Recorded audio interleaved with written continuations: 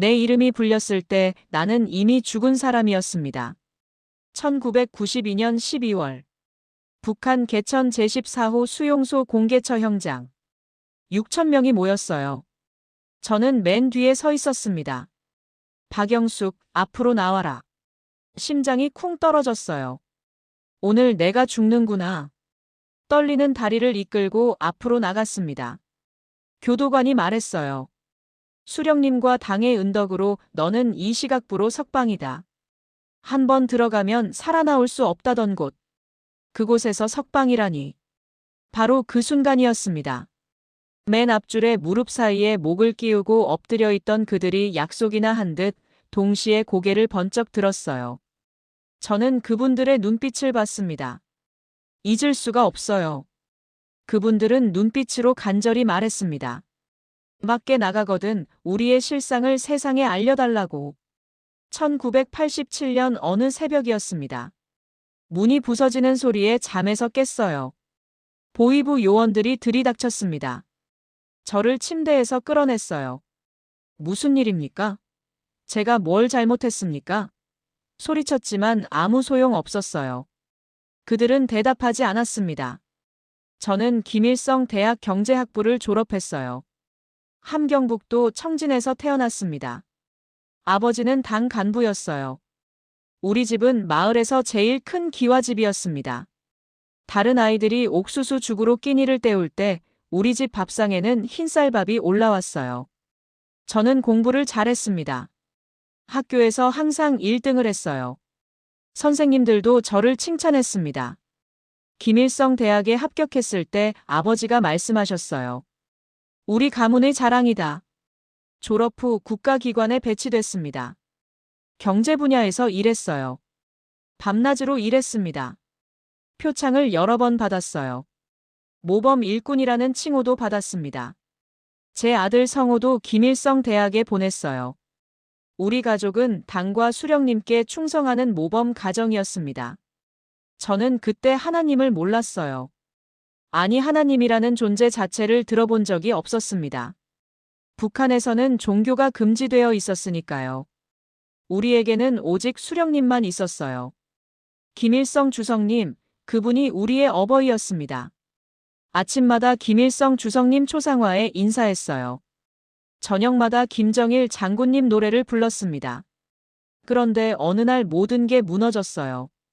상부에서 큰 비리가 터졌습니다. 누군가 책임을 져야 했어요. 그 희생양이 바로 저였습니다. 지하 감옥에 갇혔어요. 깜깜한 독방이었습니다. 창문도 없었어요. 낮인지 밤인지 알 수 없었습니다. 고문이 시작됐어요. 죄를 자백해라. 내가 한 짓을 다 말해라. 저는 한 게 없었습니다. 자백할 게 없었어요. 매일 고문이 이어졌습니다. 잠을 재우지 않았어요. 밥을 주지 않았습니다. 손톱이 뽑혔어요. 발바닥이 찢어졌습니다. 물을 부어 숨을 막았습니다. 전기 고문도 받았어요. 온몸이 경련을 일으켰습니다. 결국 저는 없는 죄를 자백했어요. 더 이상 버틸 수 없었습니다. 재판이 열렸어요. 형식적인 재판이었습니다. 판결은 이미 정해져 있었어요. 사형. 사형 집행날이 다가왔습니다.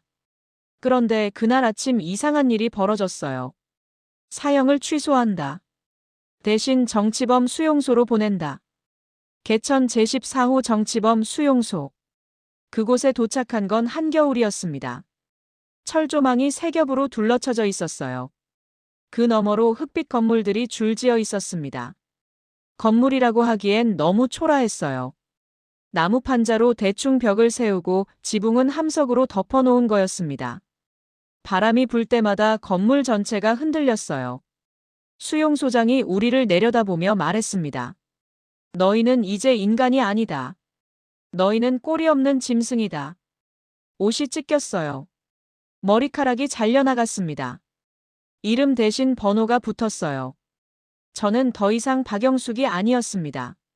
그냥 번호였어요. 40명이 넘는 사람들과 함께 방 하나에 들어갔습니다. 누울 자리도 없었어요.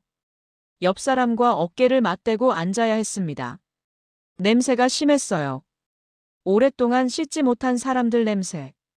그리고 두려움의 냄새. 바람이 불 때마다 건물이 흔들렸습니다. 이불은 없었어요. 얇은 죄수복 하나가 전부였습니다. 밤새 떨었어요. 옆 사람의 체온에 기댔습니다. 손이 얼어붙었어요. 발가락 감각이 없었습니다. 그렇게 첫날 밤이 지나갔어요. 새벽 4시에 쇠파이프 두드리는 소리가 울렸습니다. 기상 신호였어요. 점호가 시작됐습니다. 교도관들이 채찍을 들고 돌아다녔어요. 조금이라도 느리면 맞았습니다. 그렇게 지옥 같은 날들이 시작됐어요. 새벽 4시 기상 신호가 울리고 점호가 끝나면 아침 배식이 있었습니다. 배식대 앞에 섰을 때 저는 눈을 의심했어요. 밥이 아니었습니다. 그냥 물에 소금을 푼 거였어요. 거기에 배춧잎 썩은 게 둥둥 떠 있었습니다. 그게 한 끼였어요. 그렇게 16시간을 일해야 했습니다. 새벽 4시부터 밤 10시까지. 저는 탄광에 배치됐어요. 지하갱도로 내려갔습니다. 깜깜했어요. 작은 호롱불 하나가 전부였습니다. 공기가 탁했어요. 숨을 쉬기가 힘들었습니다. 곡괭이를 쥐어줬어요. 석탄을 캐라고 했습니다. 하루 할당이 있었어요. 그걸 못 채우면 맞았습니다. 첫날 곡괭이질을 하다가 손바닥이 다 까졌어요. 물집이 잡혔다가 터졌습니다. 피가 났어요. 하지만 멈출 수 없었습니다. 멈추면 맞았으니까요. 일주일쯤 지났을까요? 손바닥에 굳은 살이 박히기 시작했어요. 피는 더 이상 나지 않았습니다. 몸이 적응하고 있었어요.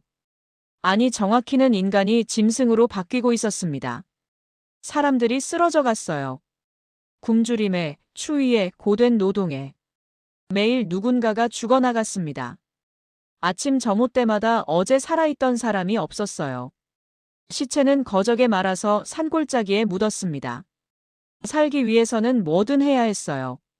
사람들은 쥐를 잡아먹었습니다. 쥐 한 마리가 귀한 단백질이었어요.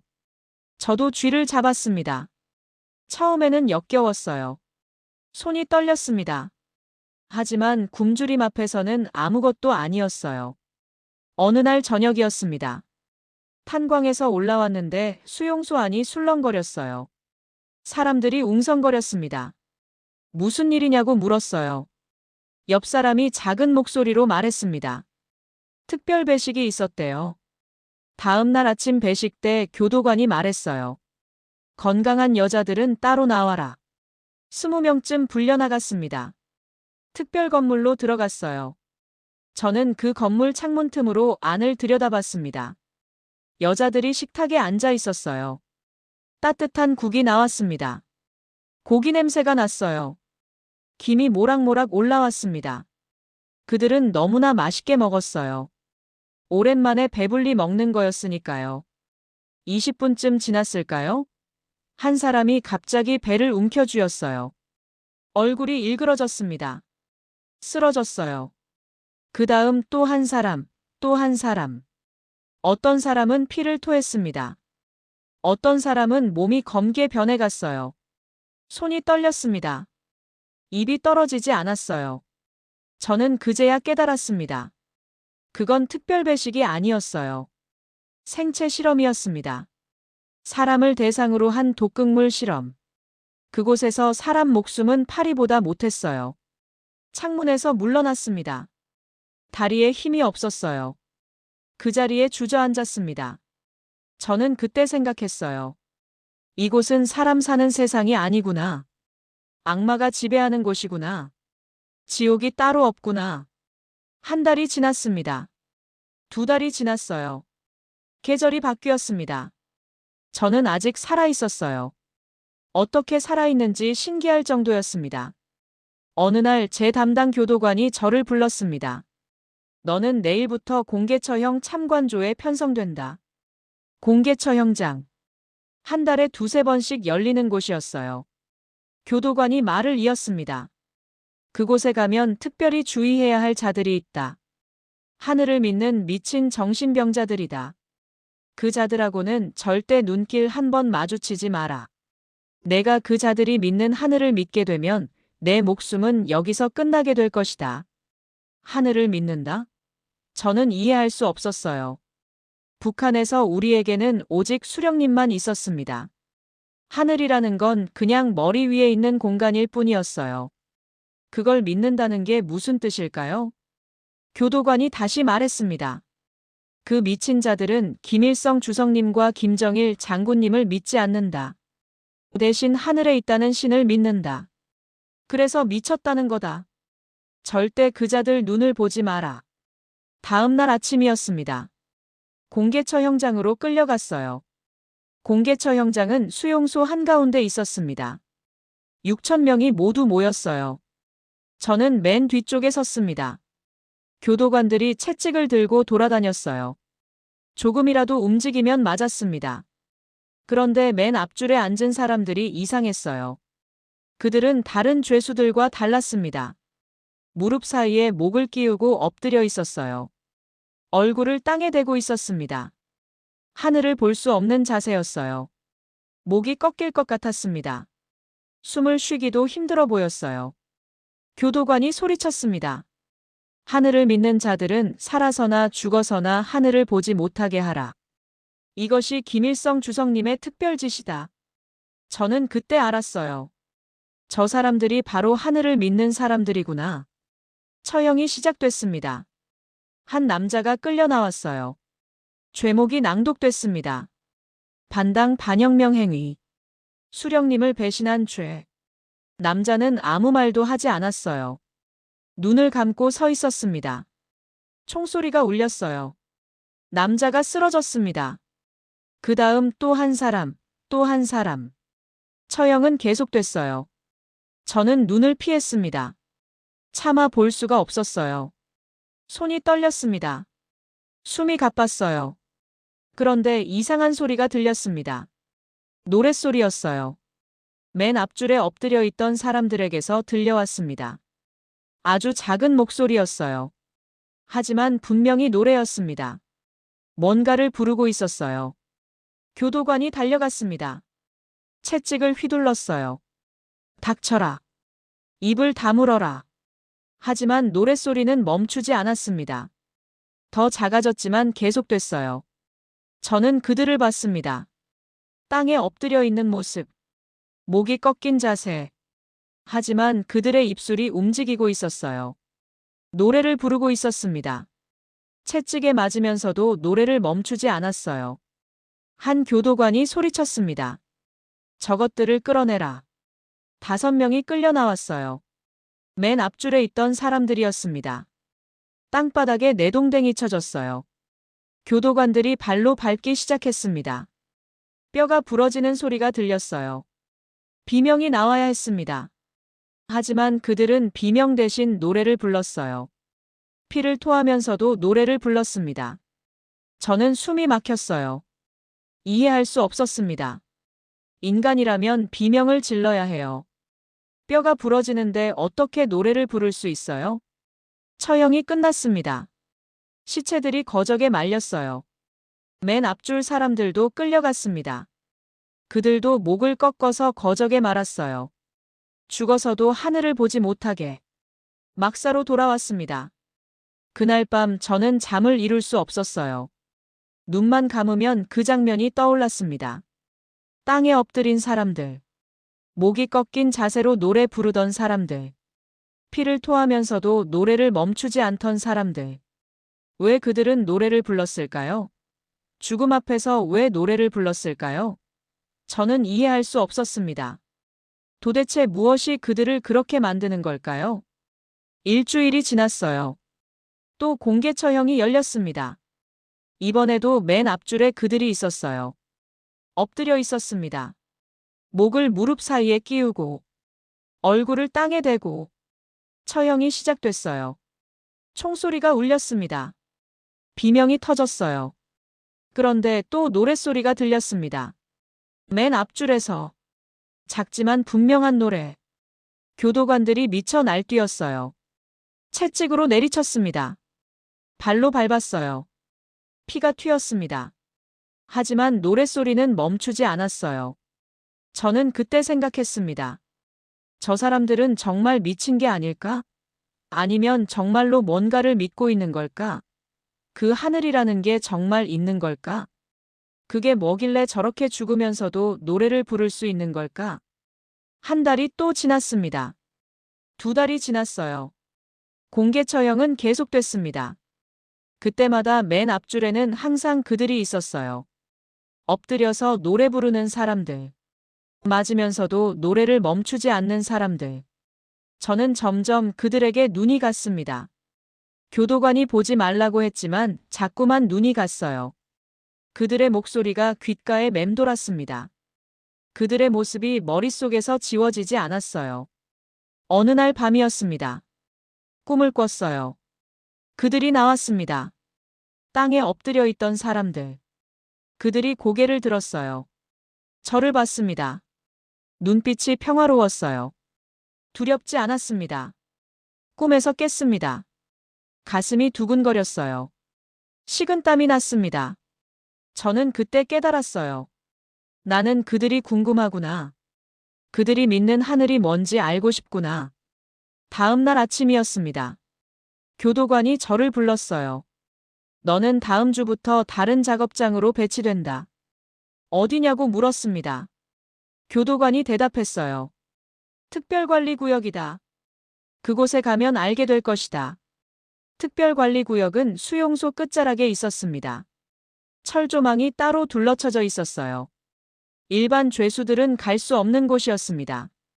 교도관이 저를 데리고 갔어요. 들어서는 순간 저는 멈춰 섰습니다. 사람들이 보였어요. 아니, 사람이라고 부를 수 있을까요? 그들은 사람 같지 않았습니다. 머리에 머리카락이 하나도 없었어요. 얼굴은 해골 같았습니다. 이빨이 하나도 없었어요. 키가 다 줄어들어 있었습니다. 120cm, 130cm. 땅에 딱 붙은 난쟁이들 같았어요. 척추가 녹아내려 등에 혹처럼 튀어나와 있었습니다. 몸이 다 휘어져서 앞가슴과 배가 거의 마주 붙어 있었어요. 한결같이 모두 그렇게 육체가 망가져 기형이 되어 있었습니다. 그들의 몸에는 옷이 거의 없었어요. 시커먼 고무 앞치마 하나만 걸치고 있었습니다. 피부는 한 곳도 성한 곳이 없었어요. 마치 짐승의 가죽 같았습니다. 갈라지고 터지고 딱지가 앉아 있었어요. 교도관이 말했습니다. 저것들이 하늘을 믿는 미친 정신병자들이다. 너는 여기서 자재 나르는 일을 하게 될 것이다. 절대 저것들과 말을 섞지 마라. 눈도 마주치지 마라. 작업이 시작됐어요. 저는 자재를 날랐습니다. 그들은 다른 일을 했어요. 무거운 것을 들고 나르고 쌓았습니다. 교도관들이 채찍을 휘둘렀어요. 빨리 움직여라.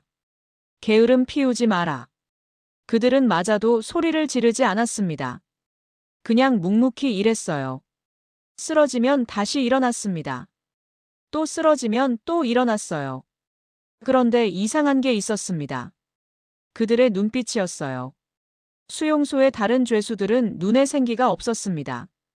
죽은 사람 눈 같았어요. 그런데 이 사람들은 달랐습니다. 몸은 망가질 대로 망가졌는데 눈빛에는 뭔가가 있었어요. 평화. 아니, 그보다 더 깊은 무언가. 저는 이해할 수 없었습니다. 어떻게 저런 상태에서 저런 눈빛을 가질 수 있을까? 며칠이 지났습니다. 저는 그들을 관찰했어요. 교도관 몰래 봤습니다. 그들은 일할 때도 뭔가를 중얼거렸어요. 아주 작은 소리로. 노래 같기도 하고 말 같기도 했습니다. 어느 날 점심시간이었습니다. 배식을 받고 있었어요. 제 앞에 한 사람이 섰습니다. 그들 중 한 명이었어요. 등이 굽은 노인이었습니다. 키가 120cm도 안 돼 보였어요. 노인이 배식을 받았습니다. 그런데 떨어뜨렸어요. 그릇이 바닥에 엎질러졌습니다. 국물이 다 쏟아졌어요. 교도관이 달려왔습니다. 이 미친놈아. 발로 찼어요. 노인이 쓰러졌습니다. 저는 반사적으로 움직였어요. 제 국을 노인에게 건넸습니다. 교도관이 소리쳤어요. 뭐 하는 짓이냐? 저는 대답했습니다. 제가 실수로 떨어뜨린 겁니다. 제 것을 드리는 겁니다. 교도관이 의심스러운 눈으로 저를 봤어요. 하지만 더 이상 뭐라 하지 않았습니다. 돌아갔어요. 노인이 저를 봤습니다. 눈이 마주쳤어요. 그 눈빛을 저는 잊을 수가 없습니다. 감사의 눈빛이 아니었어요. 연민의 눈빛도 아니었습니다. 그냥 평화로웠어요. 아니, 사랑이었습니다. 저를 향한 사랑. 노인이 작은 목소리로 말했어요. 하늘이 당신을 지켜주실 겁니다. 그리고 돌아갔습니다. 저는 그 자리에 서 있었어요. 가슴이 뜨거워졌습니다. 눈물이 날 것 같았어요. 그날 밤 저는 생각했습니다. 하늘이 당신을 지켜주실 겁니다. 그 말이 무슨 뜻일까? 하늘이 뭐길래? 하늘이 사람을 지켜준다고? 그게 가능한 일인가? 일주일이 지났어요. 저는 그 노인을 자주 봤습니다. 일할 때마다 눈이 마주쳤어요. 노인은 항상 미소를 지었습니다. 입술이 터져 있었지만 미소를 지었어요. 어느 날 오후였습니다. 작업장 안이 갑자기 조용해졌어요. 교도관 2명이 들어왔습니다. 눈에 핏발이 서 있었어요. 손에 채찍을 들고 있었습니다. 그들이 소리쳤습니다. 하늘을 믿는 미친놈들. 오늘 너희들에게 마지막 기회를 주겠다. 수령님을 믿겠다고 말하면 살려주겠다. 단 한 사람만 나서면 된다. 침묵이 흘렀습니다. 아무도 대답하지 않았어요. 교도관들이 미쳐 날뛰기 시작했습니다. 교도관들이 채찍을 휘둘렀습니다. 닥치는 대로 때렸어요. 사람들이 쓰러졌습니다. 피가 튀었어요. 뼈가 부러지는 소리가 들렸습니다. 하지만 아무도 소리를 지르지 않았어요. 비명도 없었습니다. 그저 묵묵히 맞았어요. 어떤 사람은 쓰러지면서도 뭔가를 중얼거렸습니다. 노래 같았어요. 한 교도관이 소리쳤습니다. 대답해라. 수령님을 믿겠다고 말해라. 하지만 아무도 대답하지 않았습니다. 침묵만 흘렀어요. 교도관들이 더 미쳐 날뛰었습니다. 발로 밟기 시작했어요. 제가 국을 건넸던 그 노인도 밟혔습니다. 갈비뼈가 부러졌어요. 입에서 피가 나왔습니다. 저는 눈을 피했어요. 차마 볼 수가 없었습니다. 손이 떨렸습니다. 다리에 힘이 없었어요. 그런데 노인의 목소리가 들렸습니다. 하늘이시여, 그들을 용서하소서. 그들은 자기들이 무슨 짓을 하는지 모릅니다. 노인이 기도하고 있었어요. 밟히면서도 기도하고 있었습니다. 교도관이 소리쳤어요. 입 닫혀라. 더 세게 밟았습니다. 노인이 쓰러졌어요. 움직이지 않았습니다. 죽은 것 같았어요. 폭행이 멈췄습니다. 교도관들이 숨을 헐떡였어요. 땀을 흘렸습니다. 그들이 말했어요. 내일 다시 오겠다. 그때까지 생각해봐라. 수령님을 믿겠다고 하면 살려주겠다. 교도관들이 나갔습니다. 작업장 안이 조용해졌어요. 사람들이 하나둘 일어났습니다. 쓰러진 사람들을 일으켰어요. 노인도 깨어났습니다. 아직 살아있었어요. 저는 노인에게 다가갔습니다. 괜찮으시냐고 물었어요. 노인이 고개를 끄덕였습니다. 피를 닦았어요. 그리고 작은 목소리로 말했습니다. 하늘이 함께 하시니 괜찮습니다. 저는 물었어요. 하늘이 뭡니까? 하늘이 뭐길래 이렇게 맞으면서도 믿으십니까? 노인이 저를 봤습니다. 눈빛이 따뜻했어요. 입술이 움직였습니다. 하늘은 우리를 사랑하십니다. 우리가 여기 있어도 이렇게 맞아도 죽어도 하늘은 우리를 사랑하십니다. 저는 이해할 수 없었어요. 사랑? 이런 곳에서 사랑이라고? 매일 굶주리고 맞고 죽어가는데 사랑이라고? 노인이 말을 이었습니다. 하늘은 당신도 사랑하십니다. 당신이 여기 온 건 우연이 아닙니다. 하늘이 당신을 이곳에 보내신 겁니다. 저는 손을 저었어요. 아니라고 말하고 싶었습니다. 하지만 말이 나오지 않았어요. 가슴이 뜨거워졌습니다. 눈물이 날 것 같았어요. 저는 그냥 돌아섰습니다. 더 이상 들을 수가 없었어요. 그날 밤 막사에서 저는 잠을 이룰 수 없었습니다. 노인의 말이 귓가에 맴돌았어요. 하늘은 우리를 사랑하십니다. 하늘은 당신도 사랑하십니다. 저는 생각했어요. 정말일까? 하늘이 정말 있을까? 하늘이 정말 우리를 사랑할까? 이런 지옥 같은 곳에서도. 다음 날 아침이었습니다. 교도관들이 다시 왔어요. 어제보다 더 많았습니다. 10명쯤 됐어요. 손에 채찍을 들고 있었습니다. 그들이 소리쳤어요.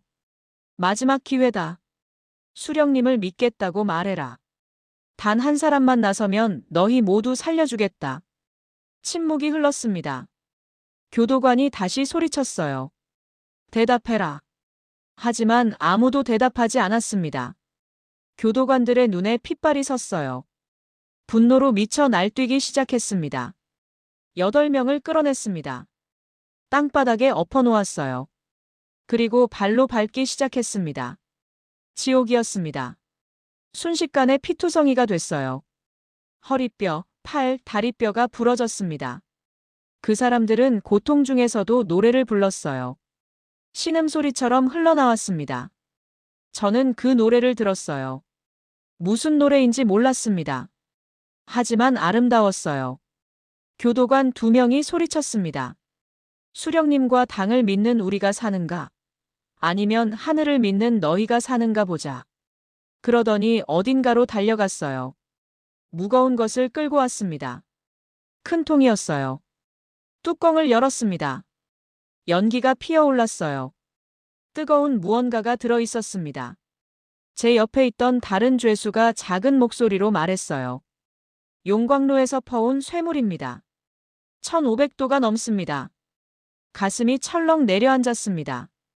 교도관들이 그 뜨거운 쇠물을 피투성이가 된 그 사람들 위에 붓기 시작했습니다. 쇠물이 쏟아졌습니다. 1500도가 넘는 뜨거운 쇠물. 살이 녹기 시작했어요. 뼈가 타 들어갔습니다. 비명이 터져 나와야 했어요.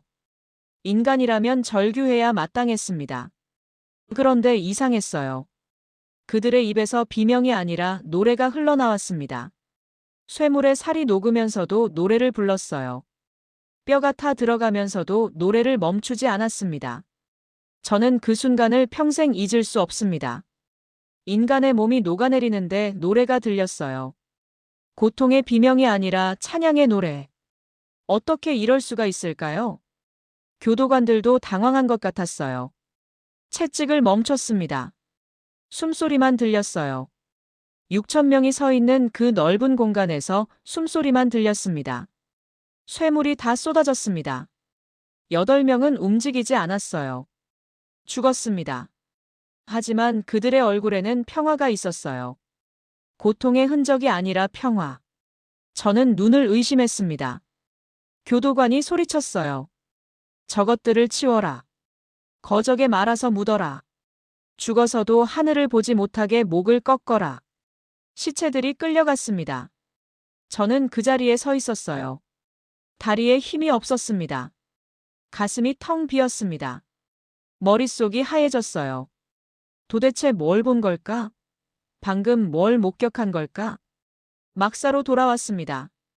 저녁 배식도 받지 않았어요. 밥을 먹을 수가 없었습니다. 목이 막혔어요. 그냥 구석에 앉아 있었습니다. 눈을 감으면 그 장면이 보였어요. 쇠물이 쏟아지는 장면. 살이 녹는 장면. 하지만 노래 부르는 모습. 평화로운 얼굴. 저는 이해할 수 없었습니다. 밤이 깊어갔어요. 잠이 오지 않았습니다.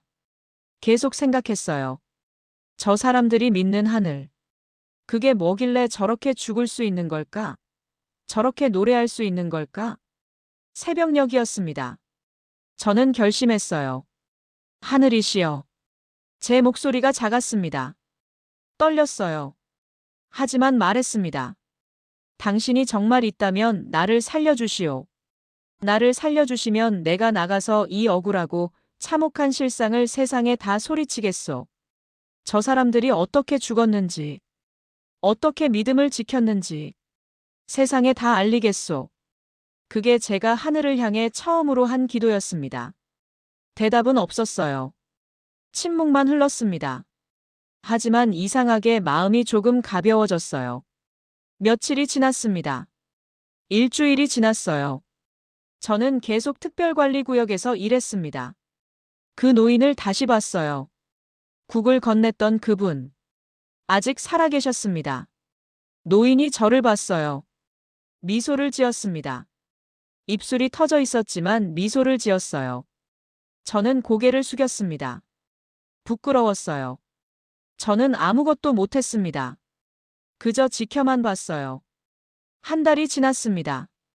또 공개처형이 열렸어요. 이번에도 맨 앞줄에 그들이 있었습니다. 엎드려 있었어요. 목을 무릎 사이에 끼우고. 처형이 끝나고 돌아오는 길이었습니다. 갑자기 제 이름이 불렸어요. 박영수.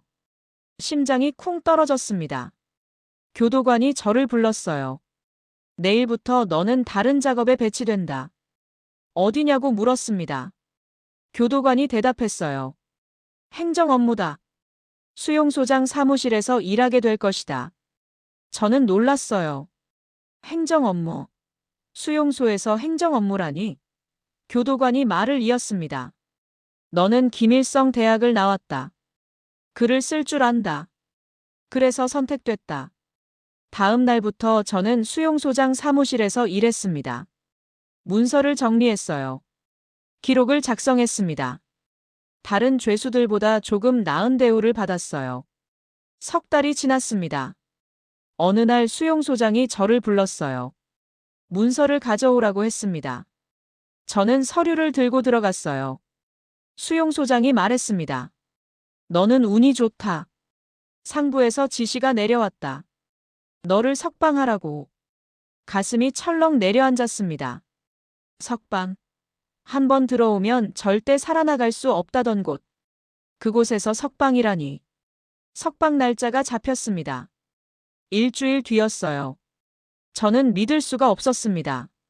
정말 나갈 수 있는 걸까? 이게 꿈은 아닐까?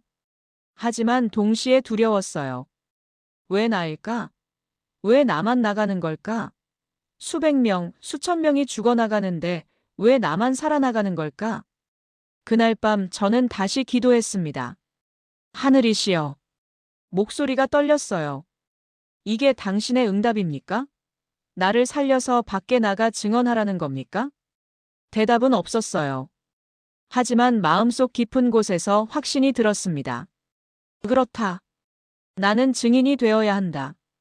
저 사람들의 죽음을 세상에 알려야 한다. 석방일 전날 밤이었습니다. 저는 특별관리구역으로 몰래 갔어요. 그 노인을 만나고 싶었습니다. 국을 건넸던 그분을. 노인은 구석에 앉아 계셨어요. 저를 보고 놀라셨습니다. 왜 왔느냐고 물으셨어요.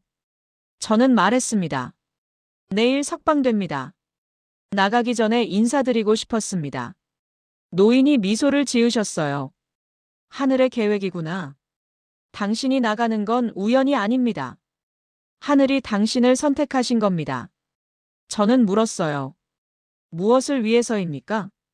노인이 대답하셨습니다. 증언하기 위해서입니다. 우리가 여기서 어떻게 살았는지, 어떻게 믿음을 지켰는지, 어떻게 죽었는지 세상에 알리십시오. 부탁합니다. 저는 고개를 끄덕였어요. 약속하겠습니다. 반드시 세상에 알리겠습니다. 노인이 제 손을 잡으셨습니다. 뼈만 남은 손이었어요. 하지만 따뜻했습니다. 하늘이 당신과 함께 하실 겁니다. 두려워하지 마십시오. 노인이 작은 목소리로 노래를 불렀어요. 제가 처음 들었던 그 노래.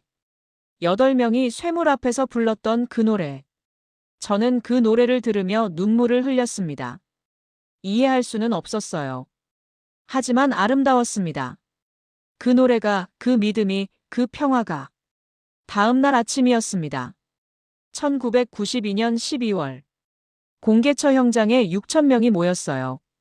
저는 맨 뒤에 서 있었습니다. 무슨 일인지 몰랐어요. 갑자기 제 이름이 불렸습니다. 박영숙, 앞으로 나와라. 심장이 쿵 떨어졌어요. 떨리는 다리를 이끌고 앞으로 나갔습니다. 교도관이 말했어요. 수령님과 당의 은덕으로 너는 이 시각부로 석방이다. 한 번 들어가면 살아나올 수 없다던 곳. 그곳에서 석방. 바로 그 순간이었습니다. 맨 앞줄에 무릎 사이에 목을 끼우고 엎드려 있던 그들이 약속이나 한 듯 동시에 고개를 번쩍 들었어요. 저는 그분들의 눈빛을 봤습니다. 잊을 수가 없습니다. 그분들은 눈빛으로 간절히 말했어요. 밖에 나가거든 우리의 실상을 세상에 알려달라고. 우리가 어떻게 살았는지, 어떻게 죽었는지. 저는 고개를 끄덕였습니다. 작게. 아주 작게. 하지만 분명히. 약속합니다. 반드시 세상에 알리겠습니다. 그분들이 다시 고개를 숙였어요. 땅에 얼굴을 댔습니다. 철조망을 지나 검문소를 지나 수용소 밖으로 나왔습니다. 뒤를 돌아봤어요. 그 지옥 같은 곳이 보였습니다. 아직도 6천 명의 사람들이 그 안에 있었어요. 저만 나왔습니다. 혼자 나왔어요. 왜 나였을까? 왜 나만 나올 수 있었을까? 눈물이 났습니다. 손이 떨렸어요. 하지만 알았습니다. 이제 제가 해야 할 일을. 집으로 돌아갔습니다. 아들 성우가 있었어요. 어머니. 아들이 저를 껴안았습니다. 저는 아들에게 말했어요. 우리 여기서 나가야 한다. 북한을 떠나야 한다. 왜냐고 물었습니다. 저는 대답했어요. 세상에 알려야 할 것이 있다. 우리가 목격한 것을 알려야 한다. 아들이 고개를 끄덕였어요. 1994년 1월이었습니다. 저는 결심했어요. 탈북하기로. 아들 성우에게 말했습니다. 우리 북한을 떠나자. 아들이 놀랐어요. 어머니, 발각되면 죽습니다. 알아. 하지만 우리는 나가야 해. 세상에 알려야 할 것이 있어. 저는 아들을 설득했습니다. 며칠 동안 준비했어요. 식량을 모았습니다. 옷을 챙겼어요. 돈을 모았습니다. 두만강으로 향했습니다. 한겨울이었어요. 강이 얼어붙어 있었습니다. 국경 경비대가 순찰을 돌았어요. 총을 들고 다녔습니다. 발각되면 즉시 총살이었어요. 밤을 기다렸습니다. 어둠이 내렸어요. 별이 떴습니다. 저는 하늘을 올려다봤어요. 검은 밤하늘에 별이 빛나고 있었습니다. 하늘이시여. 목소리가 작았어요. 떨렸습니다. 우리를 지켜주시오.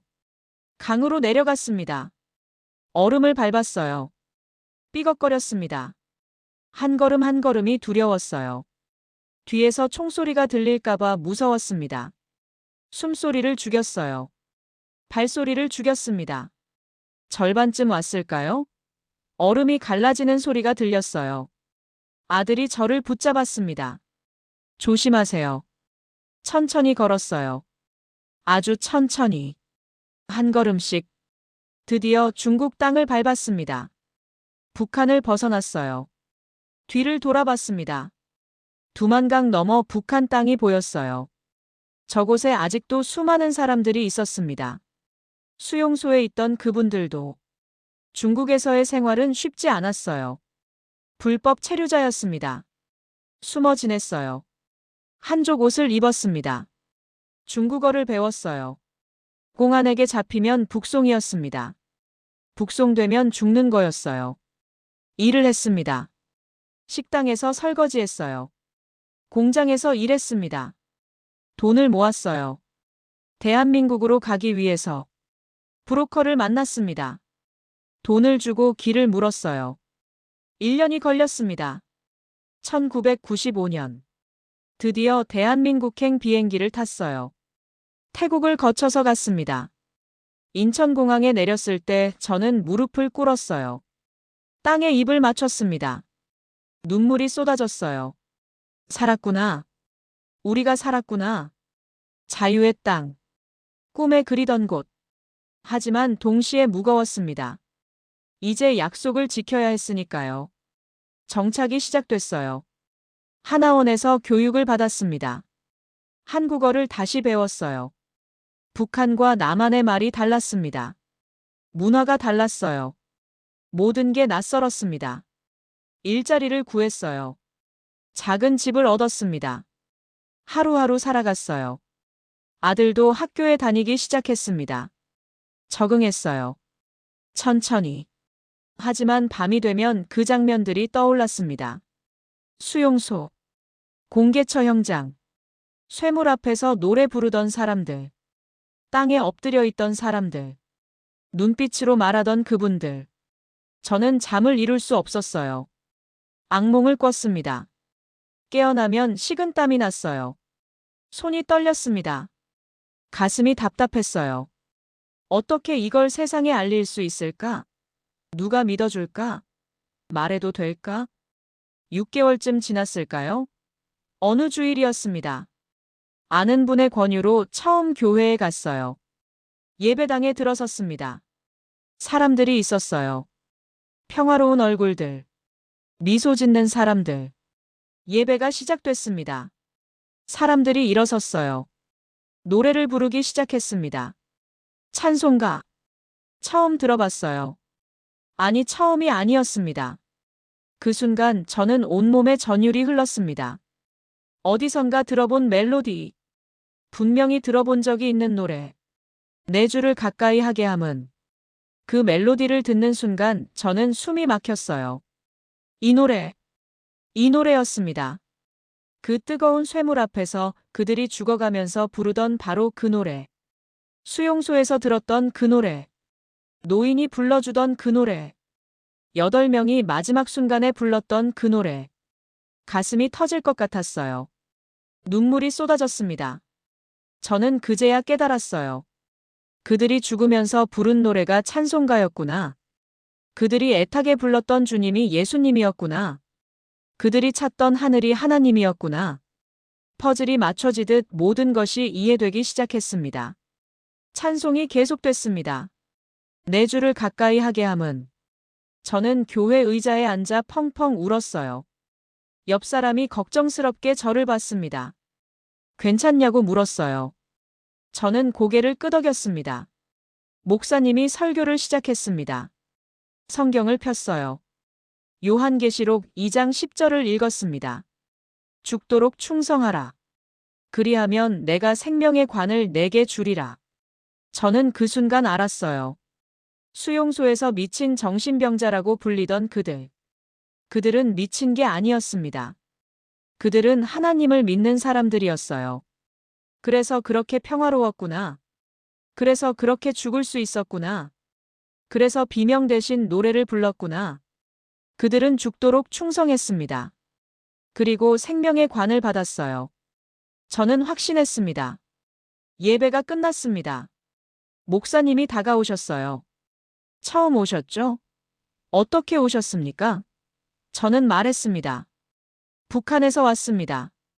탈북민입니다. 목사님이 놀라셨어요. 북한에서요? 고개를 끄덕였습니다. 저는 정치범 수용소에 있었습니다. 거기서 하나님을 믿는 사람들을 봤어요. 목소리가 떨렸습니다. 그들이 죽어가면서 이 찬송을 불렀습니다.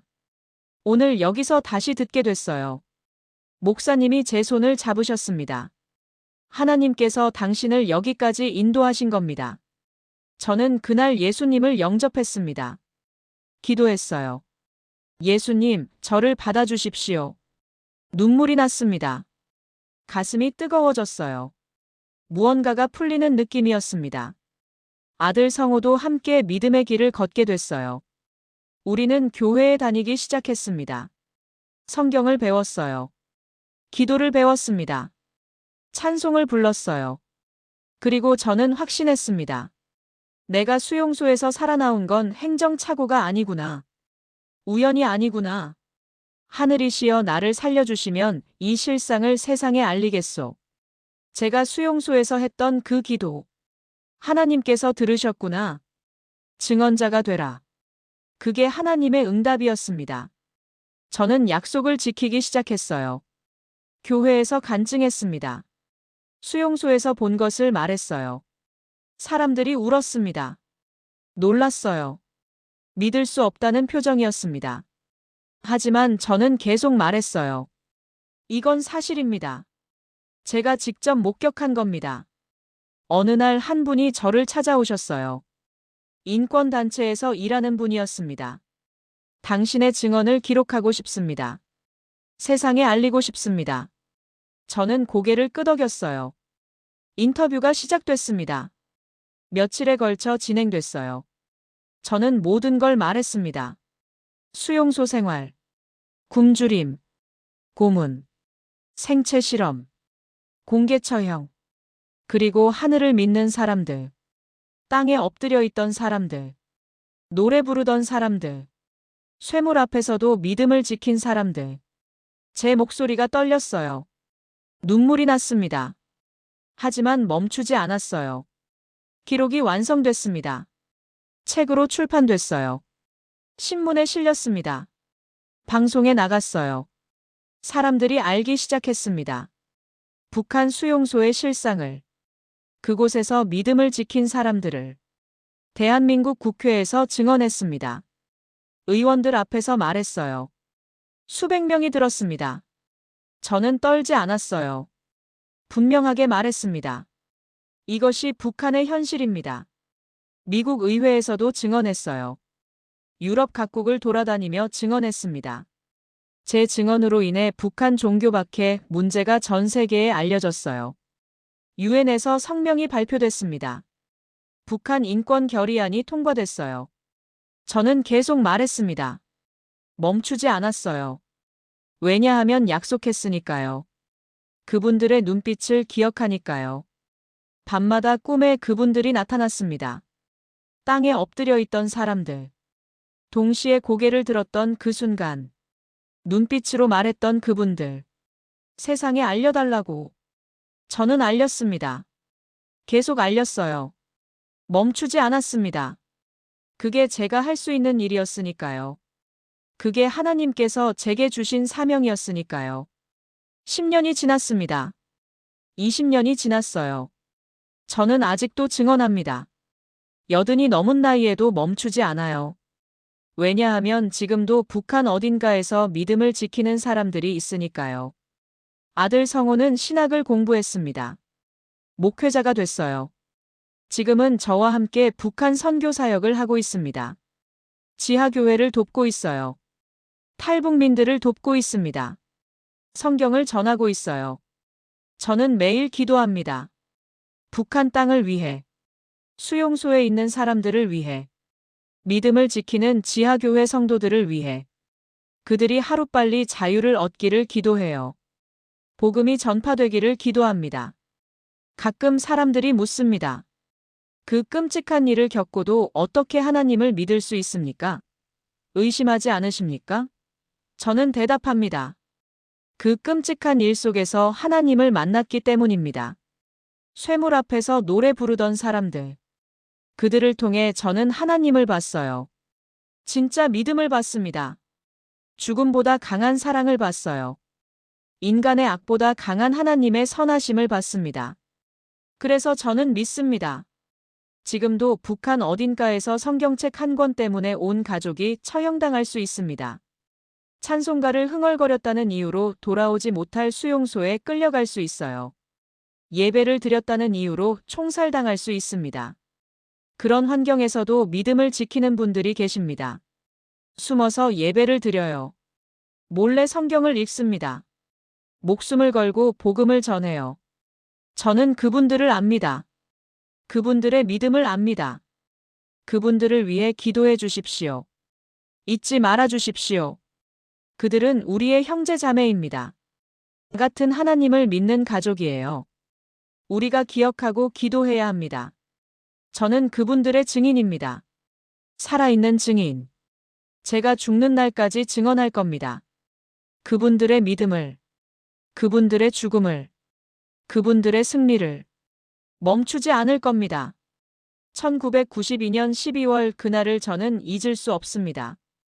6,000명 앞에서 제 이름이 불렸을 때 석방이라는 말을 들었을 때 가슴이 쿵 떨어졌던 그 순간, 그리고 맨 앞줄에 엎드려 있던 그분들이 동시에 고개를 들었을 때 그 눈빛을 저는 평생 잊지 못합니다. 말없이 전달된 간절함, 부탁, 위임. 밖에 나가거든 우리의 실상을 세상에 알려달라. 우리가 여기서 어떻게 살았는지, 어떻게 믿음을 지켰는지, 어떻게 죽었는지 잊지 말아달라. 기억해달라. 저는 그 약속을 지켰습니다. 지키고 있습니다. 앞으로도 지킬 겁니다. 제가 숨을 쉬는 한, 말할 수 있는 한, 걸을 수 있는 한, 저는 증언할 겁니다. 2025년 지금도 북한 개천 제14호 수용소는 존재합니다. 지도를 보면 확인할 수 있어요. 위성사진으로도 보입니다. 그곳에 사람들이 있어요. 하늘을 믿는다는 이유로 땅에 엎드려 있는 사람들이. 공개처 형장 맨 앞줄에서 하늘을 보지 못하게 목이 꺾인 채 있는 사람들이. 지금 이 순간에도 저는 그분들을 잊지 않습니다. 기도합니다. 증언합니다. 세상에 알립니다. 이것이 현실이라고. 지금 이 순간에도 일어나고 있는 일이라고. 외면하지 말아달라고. 하나님은 그곳에도 계십니다.